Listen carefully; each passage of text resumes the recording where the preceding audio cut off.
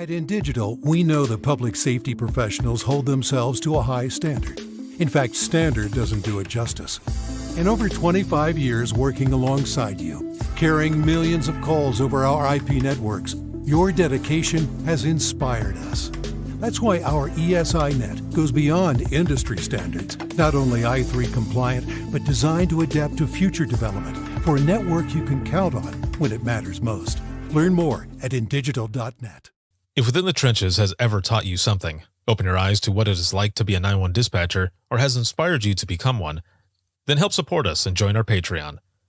Get exclusive bonus content, one-of-a-kind swag, discounts on merchandise, ad-free early access to new episodes, and much more. To join, please visit patreon.com/WTT podcast. And if you're an industry partner, we have something for you as well. And now, for the show. This is Jordan, and you're listening to the Code 7 Podcast Network.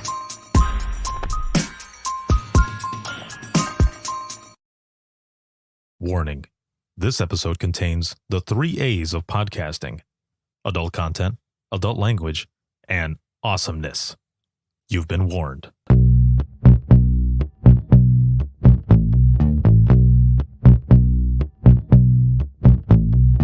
Welcome to Within the Trenches, true stories from the 911 dispatchers who live them.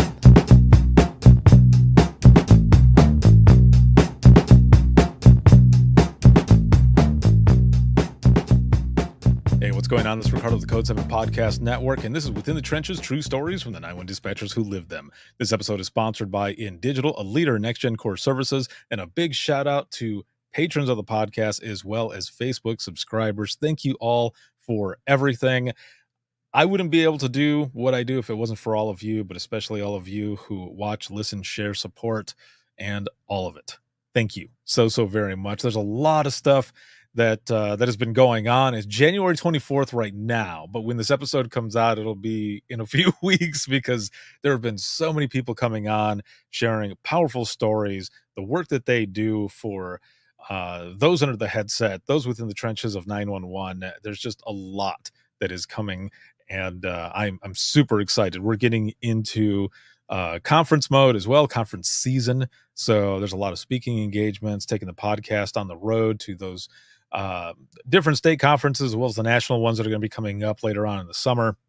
And then also Imagine Listening, taking Imagine Listening on the road to centers, not just conferences. I'll be going into different dispatch centers, different ECCs, and doing Imagine Listening with their folks. And I am super excited to be doing that. So look out for all of that. There's much more to come. Also, a lot of bonus content and funny clips from Open Mic Live.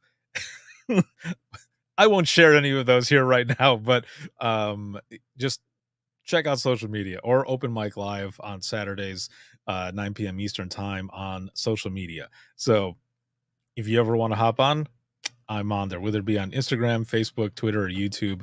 You will find me on there doing Open Mic Live, and it is always a good time. So thank you all for joining me for that. And I am excited for my guest today. We are going to learn about her story as well as what she does now that she's transitioned out of 911. But also, I had her on an episode a long time ago, so it is going to be kind of cool to reflect on that as well. So my guest today is Violet, and she's a 911 grant writer and a former 911 dispatcher. Hello. Hi. How are you doing today? Oh, I'm doing great. How about you?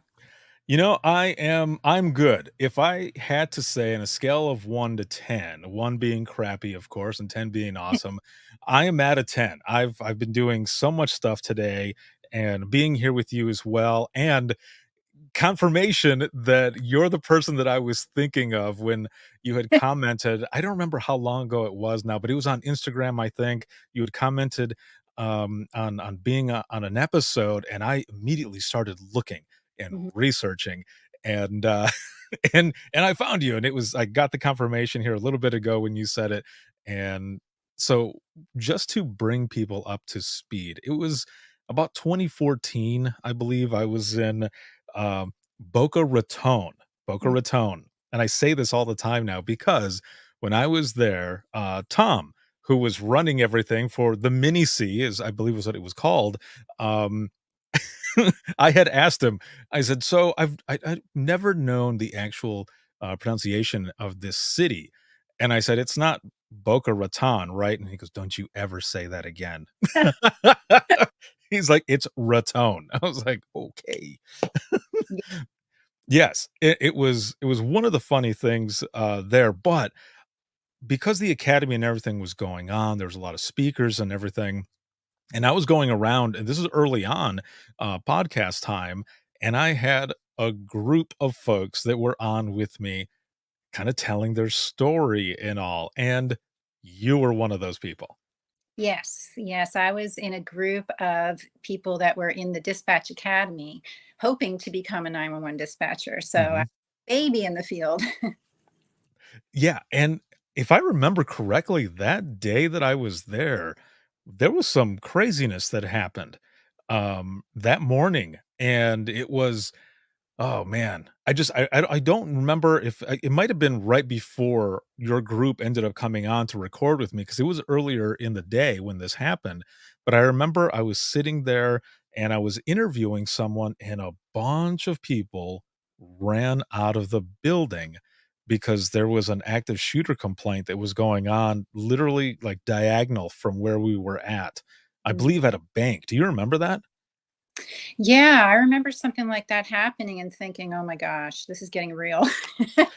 Right, right, because so I I do this with my kids all the time, like, when I'm walking with them, I will sometimes, like, take off running, Mhm. not completely leaving them behind, but just to see what they do, and they always run with me, and they'll say, "Why did you do that?"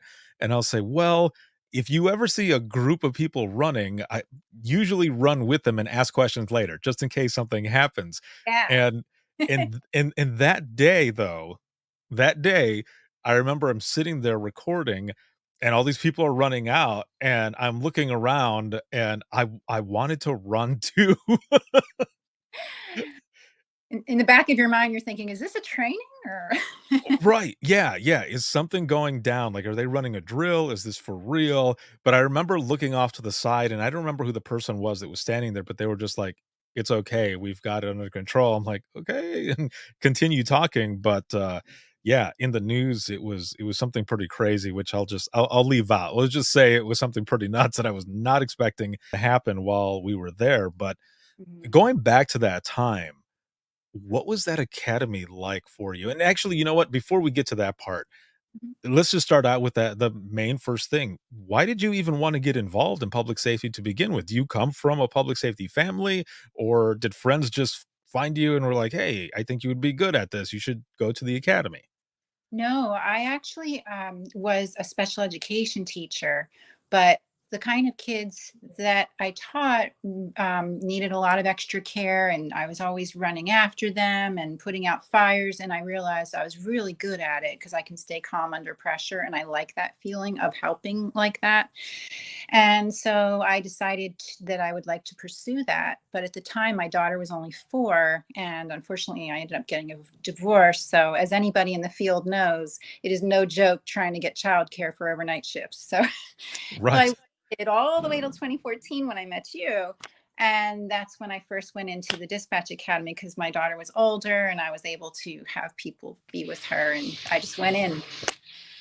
So then you end up getting to that point of going to the academy, and what is that like? Going into the academy, you walking in, is there anything that, surprised you or maybe even overwhelmed you and how, they were doing their training?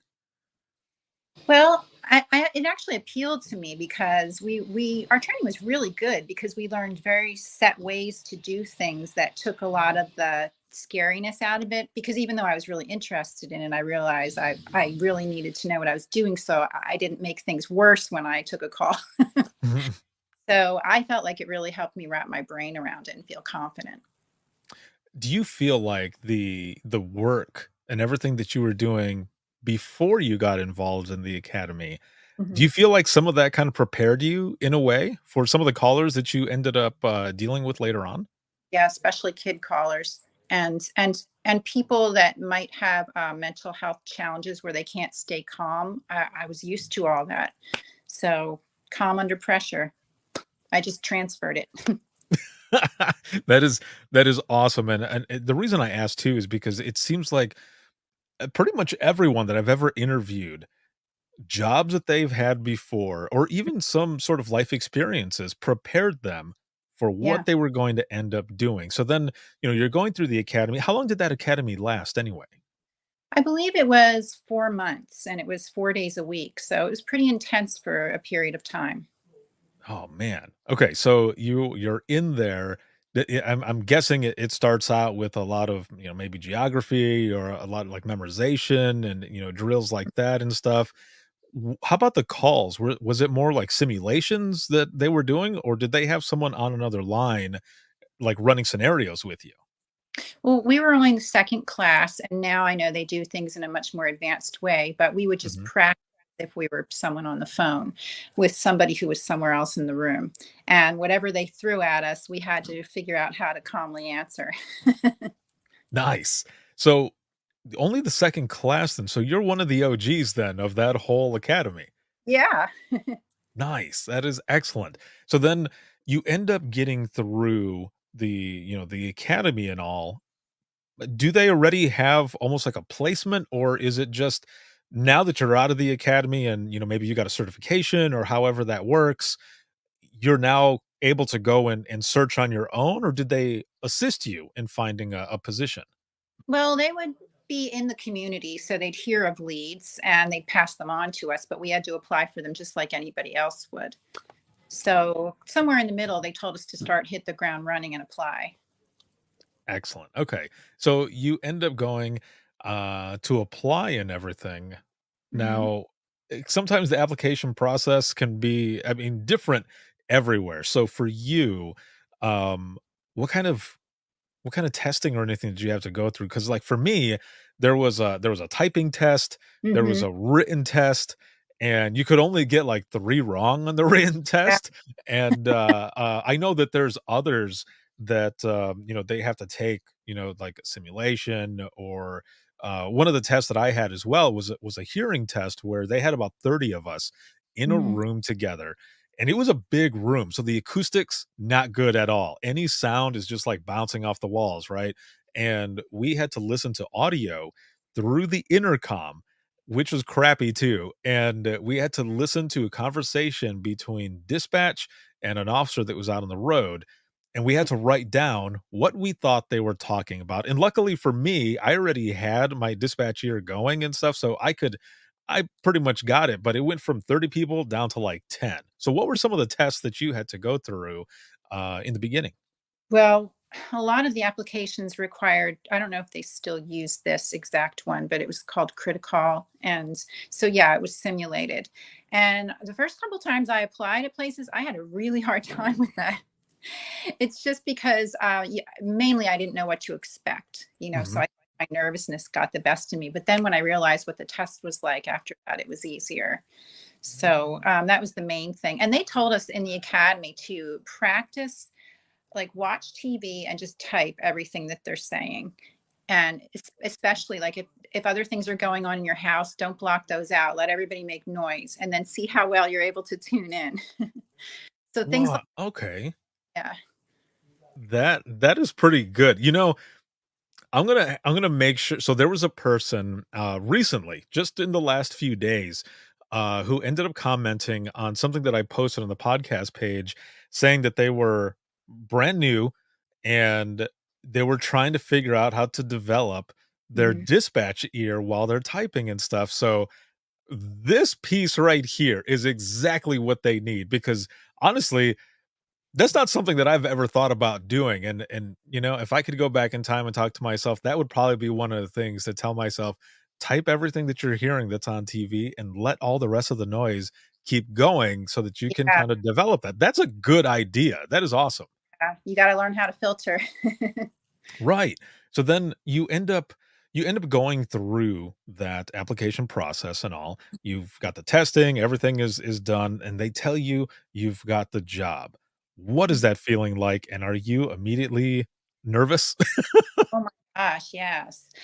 And I have to tell you the truth, the first one did not work out. Hmm. I got assigned to somebody, and she, maybe like a day into the training, broke up with her boyfriend, and every day she came to work depressed and angry, and there was no training going on. Oh And no. I didn't know what to do. So when the time came to answer the phone, I really didn't have this, like, I had the academy training, but you need that real life with somebody buddying up with you to make sure you're doing the right thing. So, I mean, that wasn't so bad because it was a temp position anyway. So, in the long run, I ended up working for two different departments, Hmm. and it was the kind of situation where I was the only dispatcher in the box. So that was a trip because I was answering the emergency, the non-emergency, dispatching on the radio, calling the other agencies for help, handling the walk-ins, and handling the officers walking by asking me questions. And it was all me. Oh man. Yeah, okay, so I'm right there with you because when I first started out dispatching, very first in the beginning, I started out in Central Florida and for a little police department called Frostproof. Mhm. The police department's not there anymore. It got swallowed up by Polk County. But either way, it was me for 8 hours. You walk into the PD, there's a little lobby area and this desk right there, and it's just a little pane of glass and Yeah, me. That's exactly. it. Yeah, 8 hours by myself, and for whatever reason, I don't know how it was for you, seeing how you worked, in Florida for a little bit too, but in the area that I worked, for whatever reason, it seemed like people they wanted to set fires to the orange groves, but, I mean, there was hold on, I have to add a little more context to that. For those who are watching, people don't always do that in Florida, but, um, when I was there, so this was some of the things that would happen. So I would get a phone call for a fire in a section of orange groves, and as everybody is going out, a little bit after that, someone would call and say, "My car was stolen." And I'd go, "Okay." So, I'm taking the information and everything, and then after the fire's been put out, it turns out the reason the fire started was because there was a car there that was set on fire. Oh, And that car happened to be it belonged to the person who called in. Now, sometimes it was legit, but the majority of the time, yeah. someone just didn't want to pay the bill. So, Uh-huh. Yeah, yeah. things like that happen all the time. And that was yeah, that was one of the craziest things, and I said, "Is this a thing?" And I remember the officer saying, "Believe it or not, it happens a lot." I'm like, Yeah, "Okay, yeah. alright." So, during your time, whether, we're talking in Florida or in Pennsylvania where you ended up finishing off your dispatching career, um, do you remember some of those first calls, some of those earlier ones that were coming in? Oh, yeah. I was fortunate that in one of my two agencies in Florida where I was the only person in the box, I did have a supervisor who was very active in a Mhm. good way. And she would come in, and if she walked by and I was in the weeds, she just sat down and jumped in. But I remember one time I was so glad she was there because I had a barricaded subject and I was all by myself, and I'm trying to stay on with the person and still get all the help that I needed. And there were other 911 lines ringing. So, so really, without two people, there'd be no way to handle that. But at the same time, I'm trying to keep the person calm who is with the person who has barricaded himself. And it was a lot for a new person on the job to deal with, but you just got to keep your head in the game and do the best you can. Oh, man. That's like, just a your baptism almost, right? Like, welcome to dispatch. Yeah, trial by fire. Yes, yeah, exactly. It seems to happen that way. When I had first started, I went through my training, and the first day I was gonna be on my own was when I dealt with my very first, um suicide call. Mhm. And the bad thing about it, though, I mean, it was bad in general, right? But for me specifically, it was the fact that um, it happened. The call happened in front of me. It wasn't on the phone where I thought it was going to be. It was a person who screeched up to the PD. The chief was getting ready to leave, and the chief wasn't sure if I was gonna be able to handle it. He kept asking me, "Are you sure you got this? Are you sure you're gonna be alright?" I'm like, "Dude, I got you, man. Like, you just live down the road, and you Mhm. listen to the scanner all the time, so if you hear me struggling, I'm sure you'll be back here like that." And he goes, "Oh, okay." But then, this person shows up, we hear the car screech up, she runs into dispatch and, or into the PD rather, and she's just yelling, "I found him." Oh, And that hard. was that was probably one of I mean, that was my first. But I Yeah. say that because, like, with you, being there and starting out in the beginning, like, what are the odds? It's Mhm. it's almost like the dispatch universe is saying, "I'm about to show you exactly what you're getting into, Yep. and it's up to you to work through it and deal with it." But like you said, you just keep your head down, you keep working, you stay calm, Mhm. and, you go back to your training. So, Yeah. kudos. Yeah, it's amazing what you can do in that moment, but then the tricky part is later when you have to process it and your body and your mind is just dealing with adrenaline. And how did you deal with that in the beginning? And, like, even with that call alone that you were talking about, and the reason I asked too is because, I started out in 2001, and now when people start out, there's that conversation of, "Look, you're gonna be dealing with these types of calls, Mhm. practice self-care, like, these are some resources," but when I started, there wasn't resources, or at least I didn't know about those resources. We didn't talk about it, right? It was Yeah. almost taboo to talk about it. So, for you, dealing with that or any other, calls, what was Mhm. that support system like? Well, it was kind of rough because even afterwards, my supervisor said, "You know what? Why don't you just go take a walk for a minute? You just take a break." But I wasn't really allowed to go very far because I was the only one on the job. So taking a walk, it was an important thing to do, but it didn't do very much.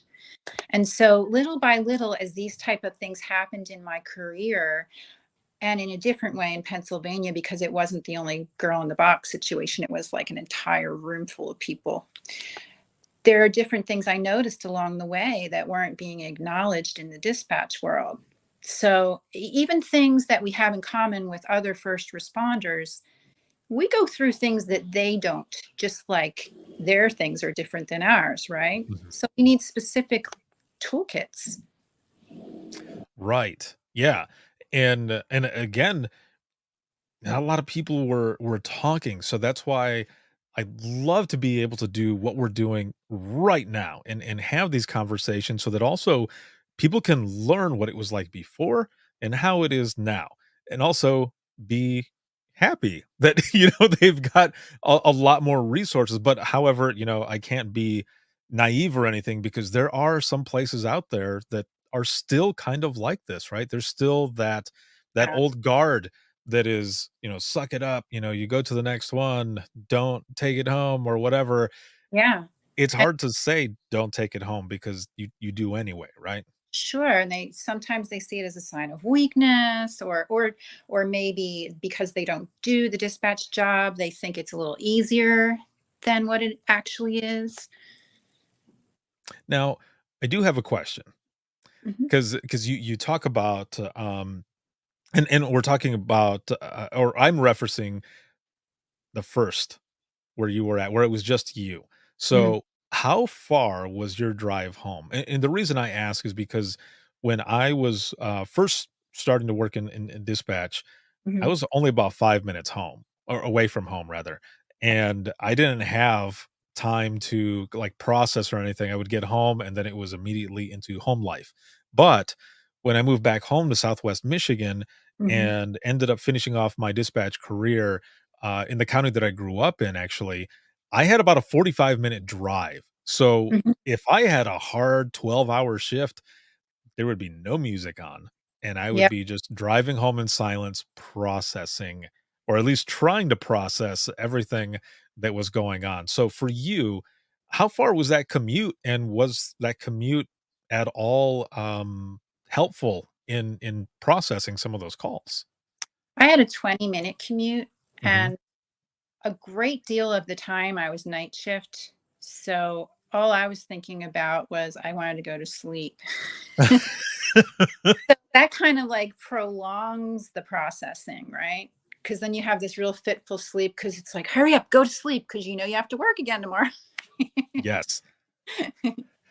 Yeah, and then what? It doesn't really happen. So, like, for me as well, you talk how, you have your child and stuff, and I had kids as well, so I completely understand you where I work midnights as well. Would wanna go home, go to sleep, but also at the same time, I felt like I was missing out on that Yeah. family time, with my kids and stuff. So I would hurry up and sleep, which is crazy to say or to even, fathom in a way, Hmm. because I would force myself to sleep and I would maybe sleep 3 hours and I Hmm. would wake up and be like, all right, let's go and let's do what we're going to do. And then I got to go right back for another 12-hour, possibly 16-hour shift, depending on if people call in. Right.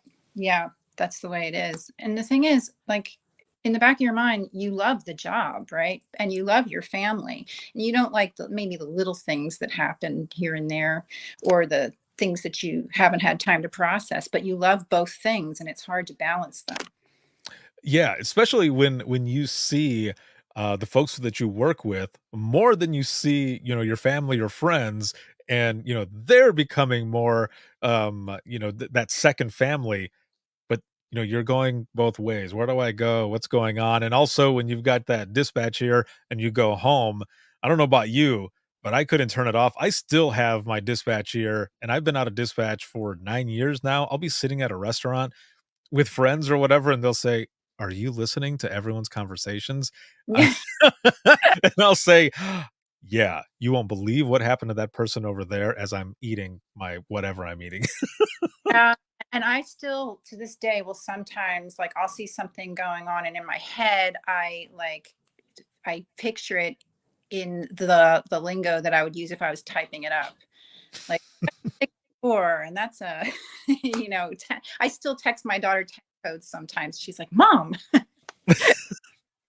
That see, that stuff right there, that never goes away, Yeah. because also, if I'm giving someone directions, by the time I'm done giving them directions going, it'll be north of this, or south of this or whatever, and they'll say, "I don't know what you just said." Yeah. "What?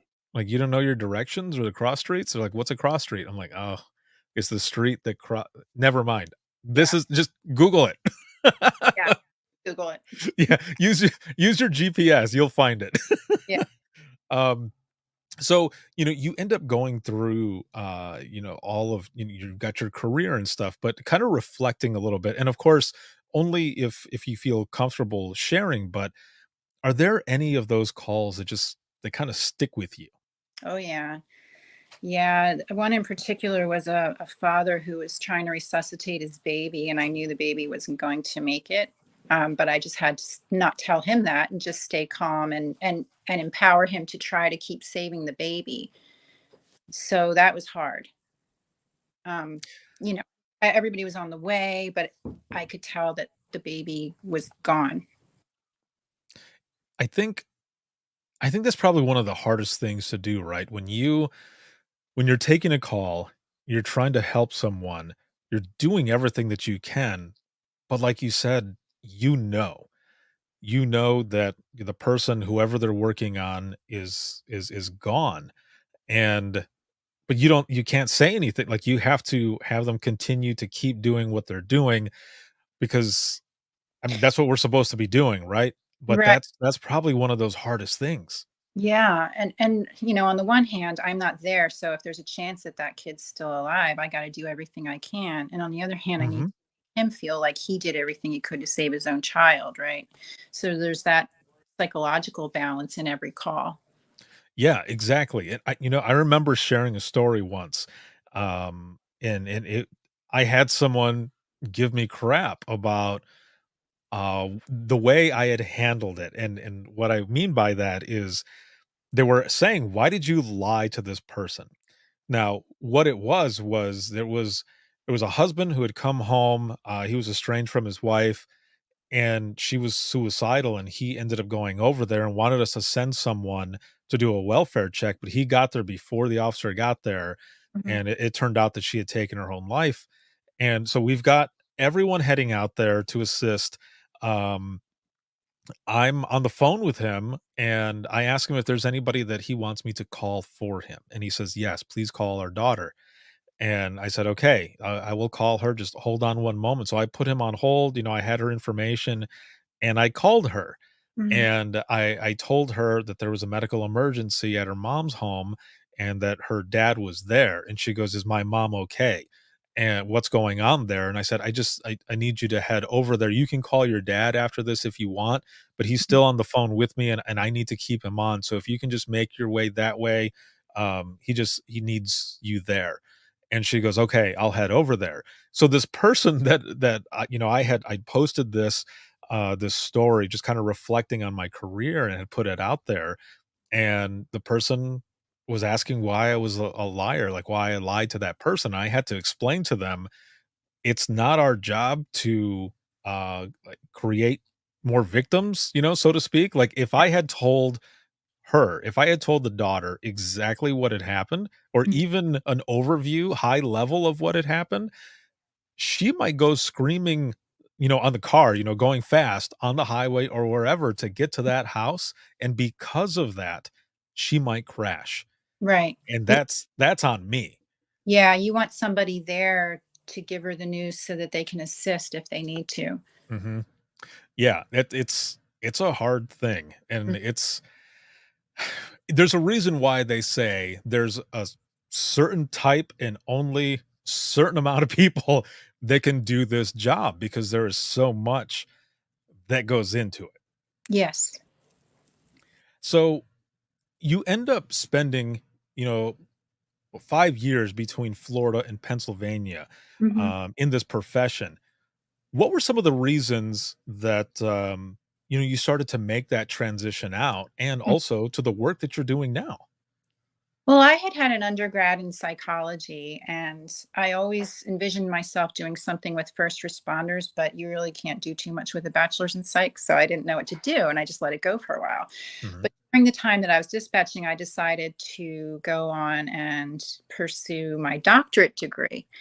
So initially, I thought maybe I would be a first responder psychologist. But then the more I thought about all the things that could be done on site and off site outside of therapy, not that therapy is not important, but all the changes that could be made, it kind of propelled me to want to do something about it. So that's where I got my idea for my doctoral study. I just looked at all this research, and there was barely any that was on dispatchers. And, they might have been thrown in with a first responder study, and there might have been like five dispatchers and like 389 other people. And nobody ever asked them for their ideas for how to change things. And I found that to be extremely important. So after I did my research, it kind of propelled me to be the person to say, "Hey, now that you have all these great ideas, how do we get them to happen in the comm centers?" And it led me to be a grant writer because I help people to get money for their centers in order to do these things for well-being. So what was some of the research that, not just that you did, but some of the stuff that you ended up finding out? I can only imagine how eye-opening it was, Yeah. 'cause I think if I remember correctly, the way you were telling me, beforehand, because, we had some email exchanges going on, that Mhm. kind of the goal of what you were doing was to increase the understanding of, these needs for 911 dispatchers for wellness, and as you said, both offsite and, onsite. Yeah, because wellness has a lot to do with something called occupational identity. And basically, what that comes down to is how we feel about it personally, like why we chose that profession, what pulled us to it, how it affects our interpersonal relationships outside of work, and how it affects us as part of a group that is in that field with us, right? So when you lump first responders all together, you miss out on the specific things that a dispatcher goes through. And so it occurred to me that I should really take a look at how they felt about things. And it made me wonder, for example, is there a specific type of call or radio traffic that's like more stressful than any other? Specific coworker interactions or management interactions that are most stressful? And what are the very heavy things about work life balance that you want people to know that are unique for you as a dispatcher? So that's what. So, I mean, and you kind of touched on those here just a second ago, but what were some of those top stressors that you found out? Because, like, for me, if I think back, and I kind of want to know from you as well, Mhm. because when you went to Pennsylvania, you said it was a bigger, area, and there Mhm. was a lot more people there. So even not just that, but even when you were on your own, you're doing everything. Yeah. So what was, and it's going to be weird for those to hear that are in the general public, but what was your favorite thing to do? And what I mean by that is, was it phones or was it radios or was it like a position that was of a combination of both where you're a backup phone and backup radios? What was your favorite position to work? You know, it's weird. It wasn't a position for me. It was a Mhm. like I excelled in the moments where it was very important for me to keep people calm. So anything on the phone or on the radio where somebody was very, very, very hyped up, that's like my favorite thing to do is get them calm very quickly. So that's how I look at it. I would say that I'm the same because I mean I loved working phones, but I would say like my incident type would be probably domestics. Mm. That was the one that I did or really enjoyed to do because I think it goes back to when I first started at that county center where during training, I had a Mhm. domestic call that came in, and I could not get the information to go into the CAD program where I was typing everything in, and Mhm. I covered my phone, and I said to my trainer, "I can't do this. Like, this thing is not working, and it's messing up what I'm trying to do with the caller. You might have to take this over." And she Mhm. just goes, "No, you've got this. Oh, You can do this." Right, yeah. Like, she, like, foot right in my ass and was like, "You need to do this." And, I was able to do it. I don't know what it was, like, I figured it out. I had already had everything that the person was saying, and we already had people heading out there. Mhm. But after that incident, every domestic call after that, that was, like, my thing, and I feel like because I had that moment I felt as though I needed to push Mhm. every time for that. But that's also why I ask, between phones and radios or whatever, which one was yours? Because it also kind of ties in with those top stressors because whether it's a medical or, with like a kid that's choking or something, or the stuff that you don't ever want to hear, which is shots fired over the radios, Yeah. those are those top stressors. But what were some of the things that you found out? Um, I well, one thing I do know about myself is I did not like taking calls about fire Hmm. because all the details that you have to know that they need to know. I was not the that was not my strong skill set. Hmm. Somebody was freaking out or fighting, or even if the officer was starting to panic, I I I don't know, something in me just takes over, and that's the most important thing I think is to just like get everybody to a level where they can think about what to do to get out of it. Yeah, exactly. And then, you go along with, the research that you're doing and all, and you're reaching out to those within the trenches of 911 to ask them, what are those top stressors? Was there anything that you ended up finding out in this Yeah. research that kind of, uh, maybe caught you off guard, or was it stuff that you thought, no, this is probably about right? Well, as far as the call types, the things that Hmm. surprised me is it wasn't a call type. It was more two categories. And the first one was suffering. Like anybody that was actively suffering on the phone or was calling after something horrible just was done to them. Those were the calls that really affected the call takers the most. And second to that was anything with a barrier from them doing their job well, like whether it be a language barrier, somebody who wasn't cooperating, or somebody that just had no idea where they are. It made the call taker feel like they couldn't be the best they possibly could at their job because they didn't have any way to help them.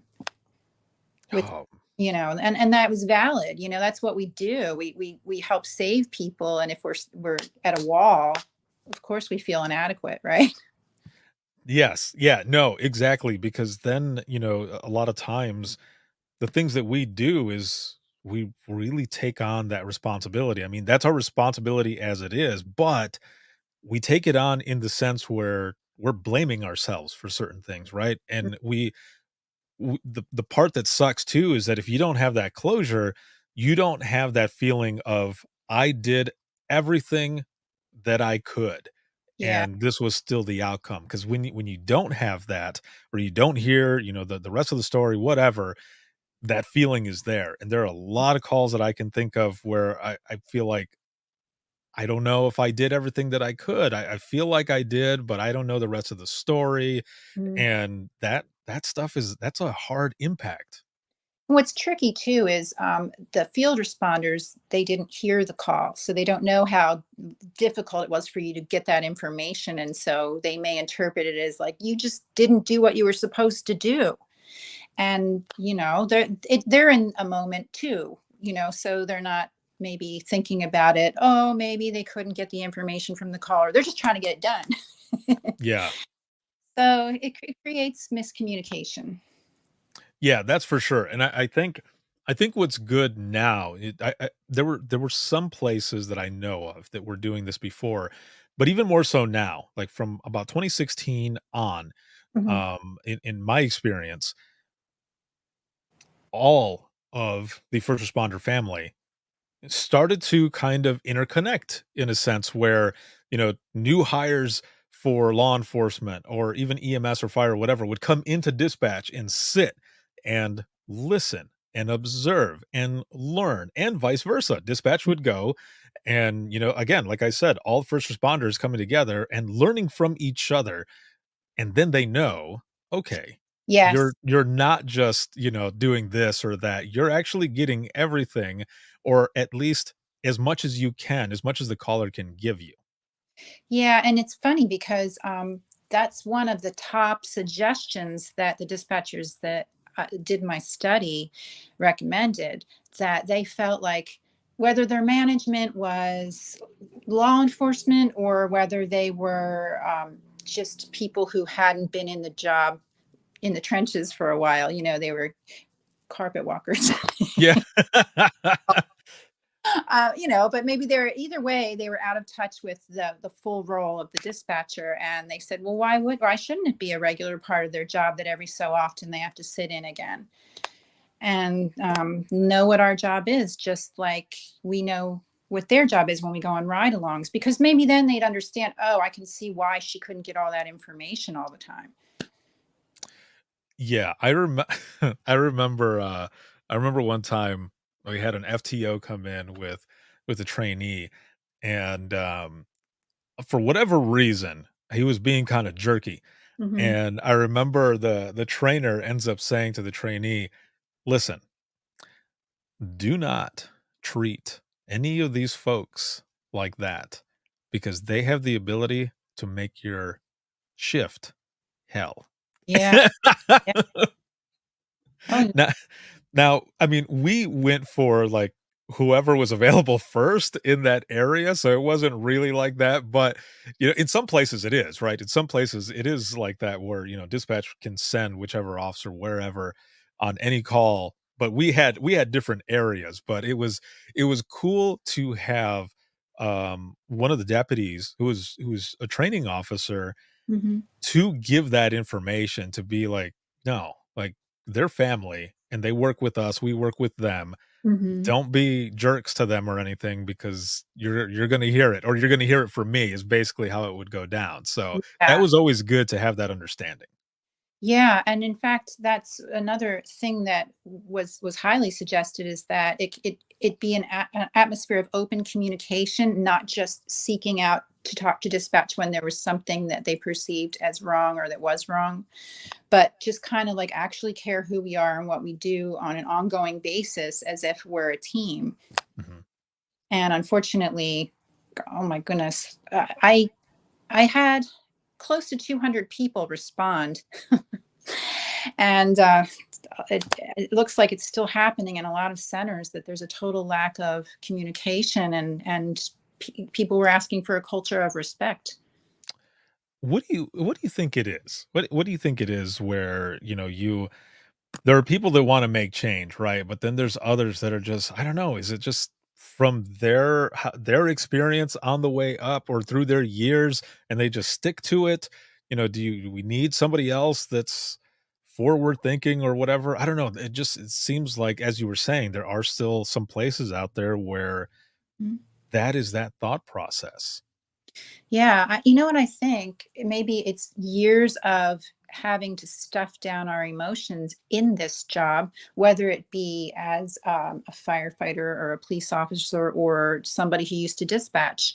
We are so used to stuffing it down that we haven't dealt with our own stuff. So then when we get to a management or a supervisory position, we're not good at realizing that people have feelings anymore. And, it's not that there shouldn't be rules and boundaries, and there should be in work because you have to know what to do and who to go for it and things like that. But there has to be some kind of humane level to your business relationship too. Yeah, for sure. And I think, some of that might even, go towards some of the short staffing. Yeah. And because I mean, there's always been, right? There's always been a level of short staffing, but not at the level I think that there's been since about 2020 Mhm. pandemic style to now, where it seems critical in a lot of places that short staffing is going on. But I feel like if we could just talk, if Mhm. conversation, some sort of communication could just happen, maybe that, as easy as it seems, but also very hard with some people, Mhm. um, maybe that's the answer. And I say that too because I am part of a lot of these private dispatch groups, like, on social media, Mhm. and I don't always post in them, but I see a lot of stuff that people post in there, and I've seen several people post just out of nowhere saying, "I went into the, supervisor's office or deputy director, whichever, today, and told them this was my last day. I'm Mhm. done." That was it. And I just wonder if maybe those folks that have gotten to that point, if there's a part of that that has to do with the fact that people are just not talking or recognizing them there and they feel alone. Yeah, I think so. Because a lot of it too, even as far as coworker interactions go, management didn't really deal with the pot stirrers. And they just kind of were like, suck it up, buttercup. We got a job to do here. But what happens is that just festers and you don't have a team anymore. You just have the people who get away with everything and the people who get stuck holding the bag. Or, an uncooperative staff where people can see you're in the weeds and they don't help out. But the main complaint was that management doesn't oversee that and do anything about it. Because I guess it's maybe seen as like, oh, just deal with it. You're fine. And it shouldn't be that way. It seems like a lot of this that you ended up getting back was, for the majority part of it, very eye-opening. Yeah. Yeah. It doesn't make you a weaker person because you want to be treated with dignity at your job. Right, yeah, no, that that there's it's just like, opening up and asking for help, there's that's not a sign of weakness, that there's more courage and bravery in actually doing that, because also, once you start doing that and others see it, Hmm. they will start doing it as well. So in the same sense, you try to push for change. If one person is doing it, I mean, one voice can definitely make a change. But then when you bring everybody together and, you know, go up against the masses, whoever it may be, Yeah. change can happen and things can be better. Sure. And there's even on-site things that it was amazing how many people gave the same ideas. Like, could we maybe change things in the building to help us? Because after you have an incident, you need to de-escalate. You can't just keep taking calls like a robot or, staying on radio till you fall over. But little things like a popular idea was to have a quiet room in every comm center that was not the place where the microwave is and everybody gets their coffee and talks. Somewhere quiet and dark, and you can just not think about anything while you're there. Or an on-site room to work out in, or build a walking path outside. These are like simple things that do an astronomical amount of good for somebody who just took a really tough call.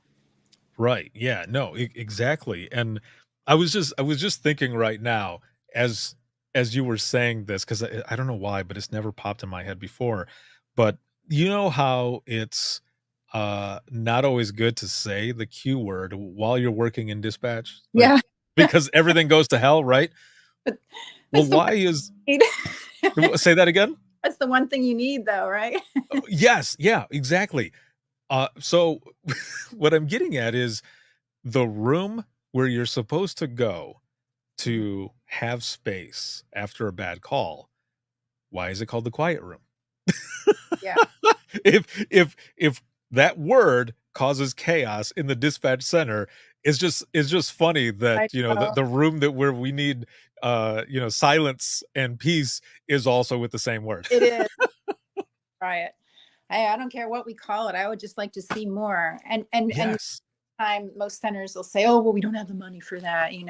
Well, you know what, maybe in the long run it would work out because your staff would stay. They'd be good staff, they'd be happy staff. And you know that's kind of how I got to what I'm doing.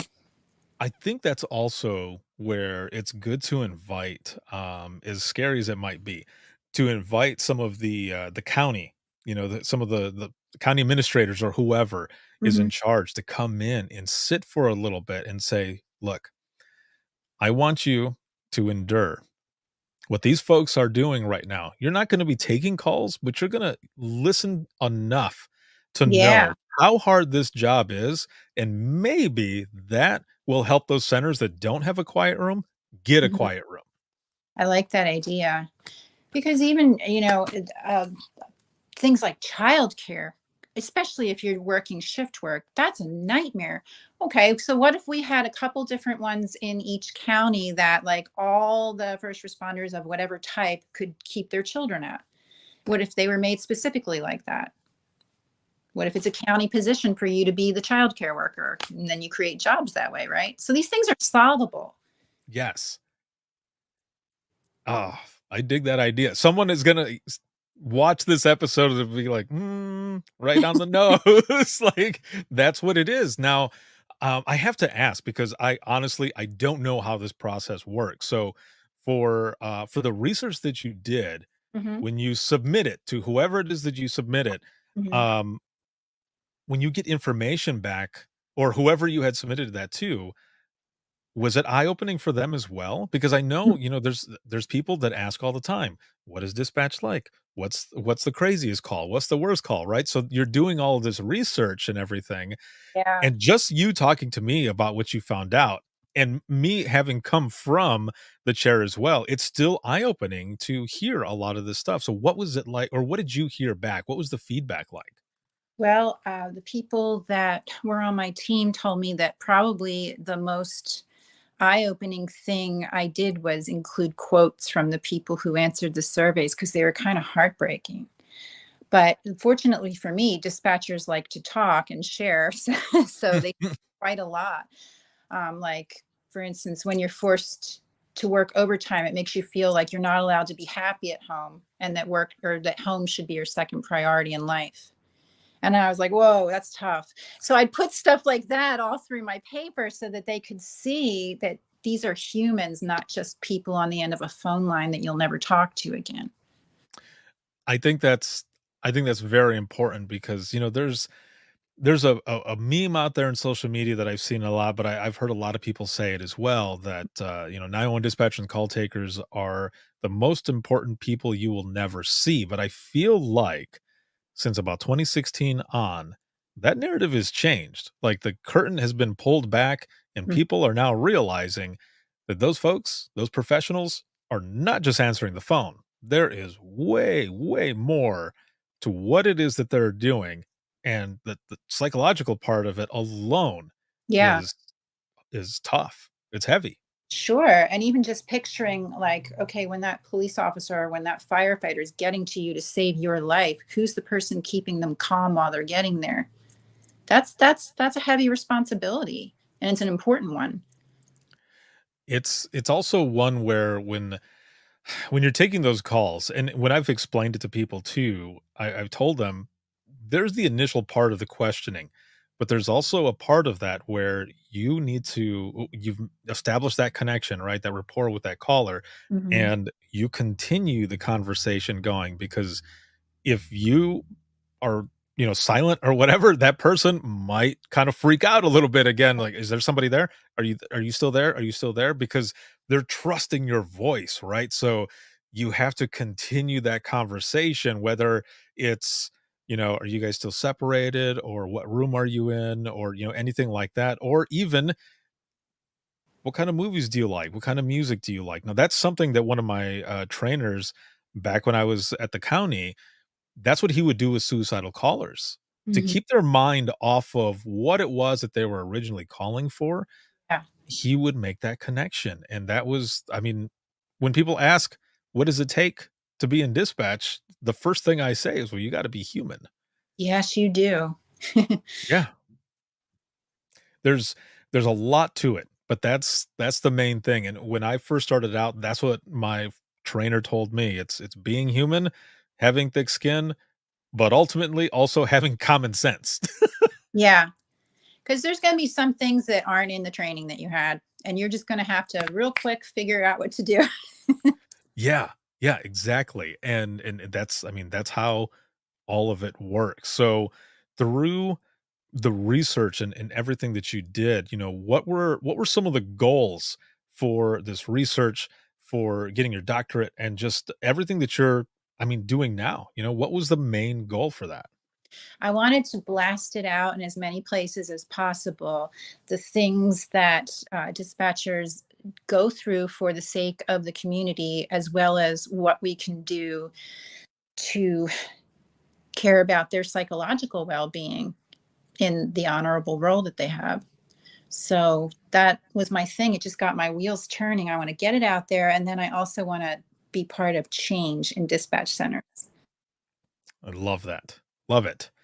Um, so I've got a couple of questions for you as we go into the wrap up of this. Mhm. And the first one is, I guess, what are you most grateful for when we're talking about this research, but also all of those that you reached out to and they gave you all of this information for the research that you're looking for? What is one of the things that you're most grateful for in this process?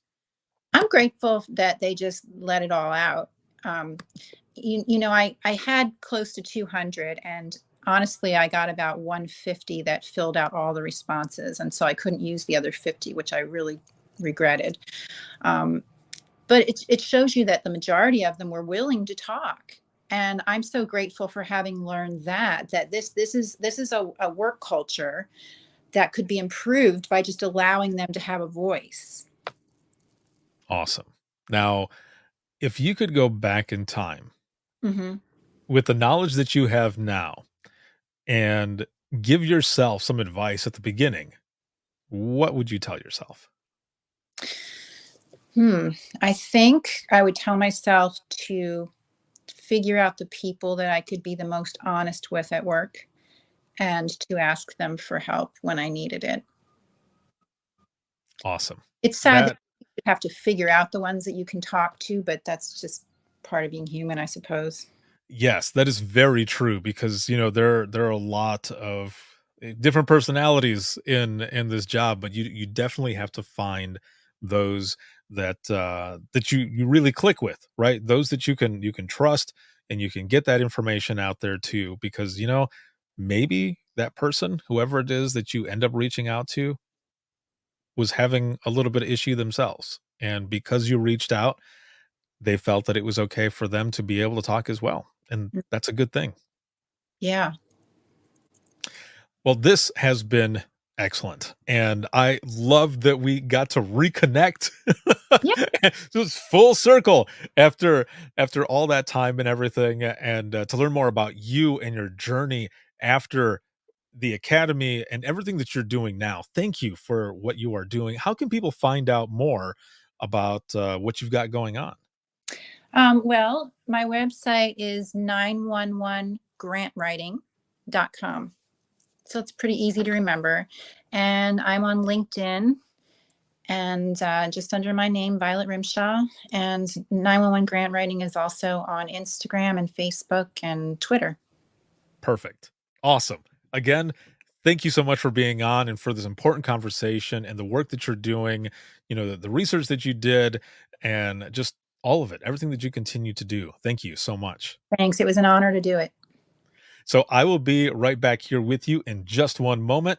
And for those who are watching and listening, if you have any comments, questions, or you want to be a guest on the show, you can email us. And that is going to be wttpodcast@gmail.com. Once again, that is wttpodcast@gmail.com. You can follow us on Twitter. That is @91podcast. You can like us on Facebook. That is facebook.com/Within the Trenches podcast. This episode has been sponsored by InDigital, a leader next-gen core services. And if you want to become a subscriber of the podcast, whether it be on Patreon or Facebook, you can do so. You can check us out on Patreon, be a patron of the podcast.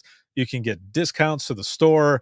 There'll be swag. There's t-shirts, sweatshirts, hats, all kinds of different things. You can check us out, patreon.com/WTT podcast. And then for Facebook, it is facebook.com/Within the Trenches podcast/support. So you can check us out on either one of those. And I thank you so, so much for it. This can be seen on Facebook, YouTube, as well as Twitter and LinkedIn Live. And you can listen 24/7 on Apple Podcasts, iHeartRadio, Spotify, your favorite podcasting app, and withinthetrenches.net.